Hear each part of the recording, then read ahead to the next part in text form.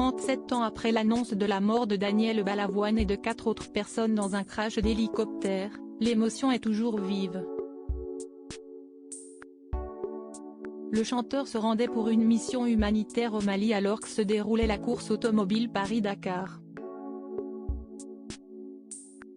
Ce 5 février 2023, la star aurait célébré ses 71 ans avec ses enfants nés de son couple avec Corinne, Jérémy et Johanna, mais un autre destin s'est écrit et ils ont perdu leur père alors qu'il était très jeune. Un accident dramatique dont devait faire partie le journaliste sportif Jean-Luc Roy. Cependant, il avait cédé sa place au dernier moment à l'artiste engagé. Pour Le Figaro, il s'était confié sur le drame.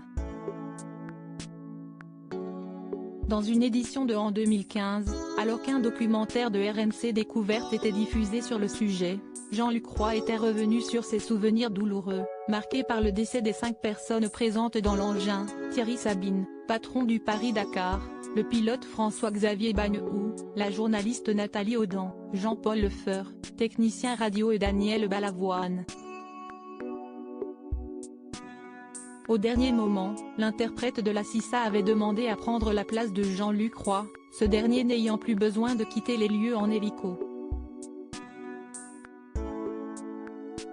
C'était une belle occasion pour lui de découvrir l'épreuve en hélicoptère. Nous nous sommes croisés avec Daniel qui m'a demandé si j'étais sûr de mon choix et si cela ne me dérangeait pas de laisser ma place. Il monte dans l'hélico, on échange quelques mots et je referme la porte. Il est environ 18h et la pénombre commence à tomber, s'est souvenu Jean-Luc Roy, non sans émotion. Des conditions météo très mauvaises. Daniel Balavoine était venu en Afrique pour l'opération Pompe à eau pour l'Afrique avant tout et il devait quitter le rallye le lendemain. Jean-Luc Roy est donc rentré de son côté en avion et a vite compris que l'hélicoptère a dû lui se poser en raison de la visibilité quasi nulle au sol. Après des manœuvres difficiles, l'engin s'est retrouvé projeté devant le véhicule qui devait le guider avant d'exploser. Je n'ai jamais trouvé la réponse le lendemain, le journaliste expert en sport mécanique apprend la terrible nouvelle.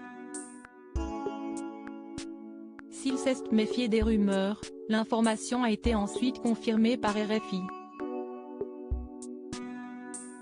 Je ne peux pas dire que j'ai eu de sentiment de culpabilité vis-à-vis de Daniel Balavoine mais je n'arrête pas de me poser cette question, pourquoi pas moi ce jour-là et pourquoi eux?